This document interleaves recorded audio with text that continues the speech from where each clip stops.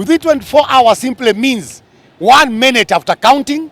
It also means 1 hour or 30 minutes after counting. It also means they prepare the podium where the president will be sworn in. Immediate announcement here, the process to swear the president will start.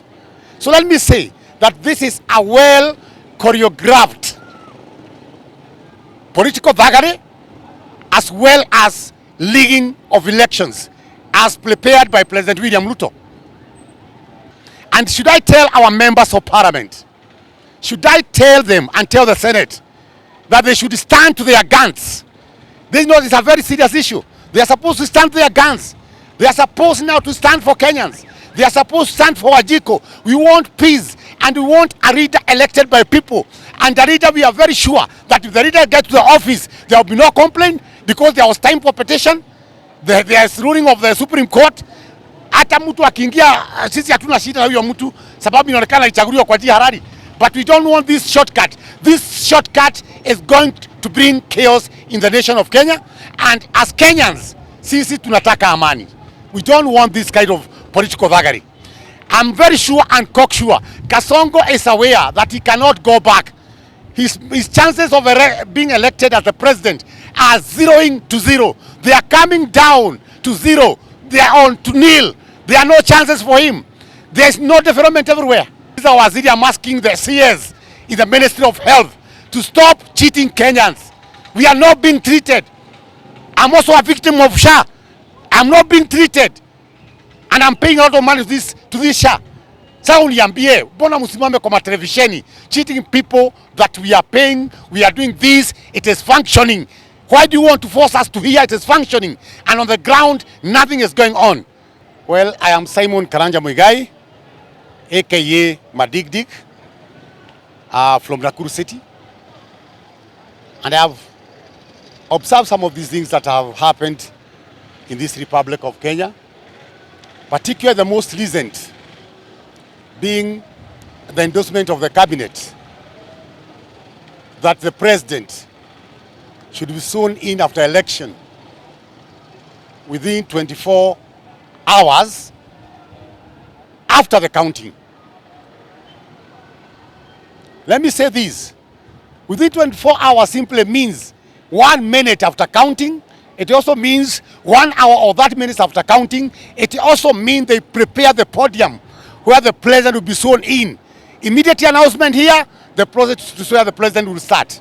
So let me say that this is a well choreographed political vagary as well as leaguing of elections as prepared by President William Ruto. Let me say, and that if at all such a thing is going to be accepted, it's going to be palatable in Kenya, there will be chaos. Look, let us look back at 2007 when Mwai Kibaki was sworn at night. What happened? What ensued were tribal clashes. About 2,000 Kenyans died over this. And this is what they want to do again. And also our constitution is very clear that the president must be sworn in every first Tuesday of the end of 5 years. That's our constitution. It is very clear. And again, the constitution gives time allowance of about 7 days, whereby petitioners, whoever is petitioning against election is going to present the matter before the Supreme Court for hearing and determination. Our constitution is not silent. Therefore, I wonder why the cabinet should continue going, putting other laws that, we want the president immediately after election, within 24 hours, which can mean after announcement, the president can be sworn even after 5 minutes after election. This is what they want. And that means now Kenya should be aware that President William Samoei Ruto, he has put in place machineries and mechanism of leading the election. And let me say that if in so doing, and the citizens will not be satisfied, it would call for another war in the Republic of Kenya.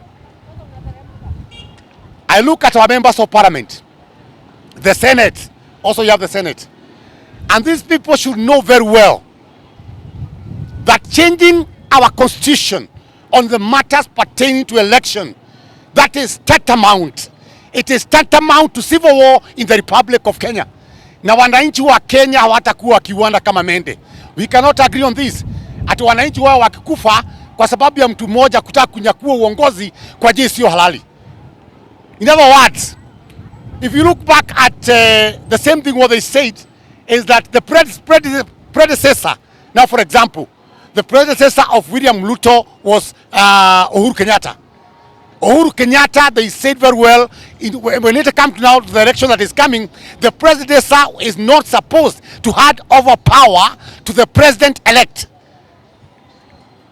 He's not supposed to hand over power or be at the swearing ceremony of the president-elect to hand over the power or give up the military sword. This matter is very serious. And should I tell our members of parliament, should I tell them and tell the Senate that they should stand to their guns? They know it's a very serious issue. They are supposed to stand to their guns. They are supposed now to stand for Kenyans. They are supposed to stand for Wajiko. We want peace and we want a leader elected by people. And the leader, we are very sure that if the leader gets to the office, there will be no complaint because there was time for petition. There is ruling of the Supreme Court. Hata mtu akiingia, sisi hatuna shida na huyo mtu sababu inaonekana ichaguliwa kwa njia halali. But we don't want this shortcut. This shortcut is going to bring chaos in the nation of Kenya. And as Kenyans, sisi tunataka amani. We don't want this kind of political thuggery. I'm very sure and cocksure Kasongo is aware that he cannot go back. His chances of being elected as the president are zeroing to zero. They are coming down to zero. They are on to nil. There are no chances for him. There is no development everywhere. Look at civil servants and teachers. He has gone down to their pay slip without permission. The president will sleep today, wake up tomorrow. Can you have 4,000 deducted from the pay slip? And remember very well, I want to put it very clear, that most of our workers have their salary at 1/3. 1/3 means that 2/3 is allowed by law to go and take loan. 1/3 is what these teachers and civil servants are supposed to get as headman salary so that they will be able to continue with work. There are 2 teachers I remember very well here at National Bank. One teacher received a salary of 1,100. The other teacher received the salary, I'm talking of last month, of 800 shillings. Can you tell me these teachers are rented? Wako na nyumba ya kukodesha, wako na familia hapa katika town. What are they going to do? I'm asking the president. Do you want teachers and civil servants to become magas in town? Ama bado jera hazijaja. You want to put them in with 296/2, global violence, because people cannot let the children get hungry. Can you consider your ways, Mr. President? Can you contact the salary sections of each department like TSC and others and fight out and tell them, if a teacher has this kind of salary, which is so minimal of this level, you are not supposed to deduct anything until the pay slip is going to grow up again. There's no notice that were given to civil servants and teachers. No notice at all. He just came and said, this month we are deducting. Now on January, he is deducting another 4,000. Suppose that teacher got 800 shillings. Sasa, si achukua 800 shillings, ndio pay slip kuja 00 for the first time. I think it will be history to see a pay slip reading nil, although it was paid from the top, deduction up to nil. So I'm saying this, we have no development coming down or trickling down to people. Instead of this development, rumors are all over that the president has bought this, has bought plots in Dubai, all this we are hearing. So can we say this? We need development here. Kenyan citizen Wanjiko hana pesa. There is no money, I'm telling you. People are sleeping hungry, Mr. President. Watu wanalala njaa. Watu wanakufa njaa. There is no lunch for our children. Can you think of what is happening? Your government has taken a lot of loans from outside. Your government has gone to people's pay slip. And all what we can see is that the education sector is falling down. We can also see other things that are falling down, like the medical sector.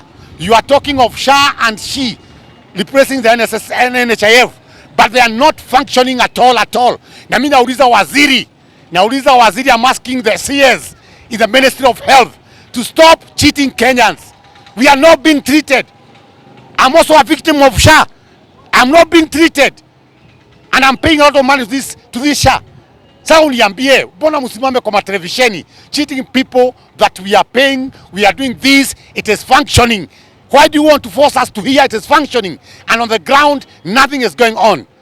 So I'm asking this government, President William Ruto, also known as Sakayo and Kasongo, would you please do something and change? We need change. There's only way you can appeal to our hearts is to bring change. Stop what we call extrajudicial killings, like the one we saw with Gen Zs at Kayole and at Kware. We stop these. Also remember, workers need money. You cannot make sure that you don't pick money from workers' pockets. Use them. You don't mind what they are going to eat. Work cannot be done properly. Services are not good because also these workers are annoyed. Doctors are almost on strike and they have started. Me, I'm very sure they have started. They have said, I had several of them telling me, we cannot go. Now what is happening? Hatuna afya, hatuna matibabu, hatuna chakula, wafanyikazi wanalia. Everything is happening on opposite direction. I think what you should know, Mr. President, made your ways, know where you went wrong, and know why people are absconding your speeches. Like what happened in Jamhuri Day. People absconded your speeches. And again, you always find a victim to fix. Wacheni mambo mingi. Let the office of the DCI work according to the way it's supposed to work. Let us avoid political arrest and harassment. Like Karongo Wadhanwa. What happened to that senator of Kiambu? We are afraid. That is very bad. Somebody has been attacked. And this somebody who has been attacked is the one appearing before the police, DCI Nyeri, for interrogation. How can you interrogate an already assaulted person? And we saw those boys who are throwing chairs. None of them has been brought before the DCI. Can we stop using the police? And I'm particularly addressing this to Kimani Ichung'wah, ambaye tena alisema badala ng'ombe sichanjwe, wale wana mdomo kubwa kama mimi watachanjwa. Kimani Ichung'wah, I'm here. You can start with me. Mimi ni mwanasiasa wa hapa Roda Ward, Nakuru. You start with me, I don't care. Lakini tunakuuliza, hiyo chanjo ulisema watu watadugwa badala ya ng'ombe, ulikuwa unamaanisha nini? Wale wana mdomo kubwa wapigwe chanjo. You are trying to talk about our arrest, our disappearance, and also the misuse of the DCI office. Please, I ask you all, Mr. President, I told you are the only one-term president. Na hii mambo ya kusema watu utaapishwa usiku, ndio utajua sisi ni watu. Utajua sisi ni wanyama. We are not hiding you. Wewe apishwa usiku, ukifikiria wewe ni wewe. But we are going to sacrifice. Hata kama tutakufa watu milioni moja mabili Kenya, watu 2,000. But make sure you're not in that power. Sisi tunapiga kura yetu, tukijua ya kwamba hatutakupea kura. You have messed up with the country. The country is no longer working. And therefore, Mr. President, uelewe ya kwamba umeharibu nchi. Everything is going, everything is not functioning well. And therefore, Mr. President, tafadhali, tukipiga kura zetu ambao tunapiga sisi wajiko na ambao wameumia, don't force yourself to be the president. Let us elect you. And to elect you, Mr. President, tafadhali, tunakuambia ukweli, tutakupea kura. If you are going to behave well, if you are going to change, na ukibadilika ni mzuri. Because some of us, mheshimiwa rais, hata wengine tunauliza kama hawa cabinet wangepitisha upelekwe upimwe kichwa kidogo, pengine kuna kasoro. Thank you very much. To the addition of my point, let me say that Kenyans are not rebellious. The way the government of Ruto is taking Kenyans to be. We are not rebellious. It's only that we have our democratic rights. The rights that allow me not to attend your meeting. I can say I will not attend that I cannot listen to your speech. It is not a law that I should go and listen. It is not in law, that's what I mean. Therefore, the way we went arresting that MCA from Nyandarua is something that boggles our mind. Let me say it boggles our mind and flabbergasting. Why do you go arresting an MCA just because an MCA and his people never went for a meeting? It is not in law, and this harassment is going on is still hiking Kenyans. Let me tell you, instead of you, President, bringing us close to you, you are making you are raising our political temperature. When you say there will be no time, Immediately after counting the votes, immediately I am elected. Immediately I'm sworn in. Let me tell you, Mr. President, you are raising our tempers. We are not going down. You are not scaring anybody by arresting.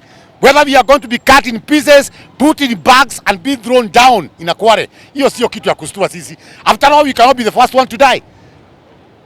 All we fear is that punishment that we might get in heaven.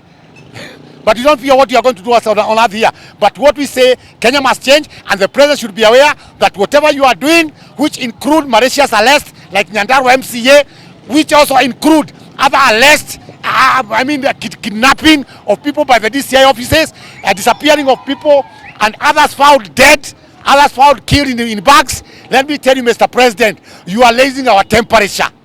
Not only your speech, I am telling you, come the campaign season, if there be no change, Mr. President, you are going to make, we promise you, utajiongelesha mbele yako hapa Kenyatta Avenue.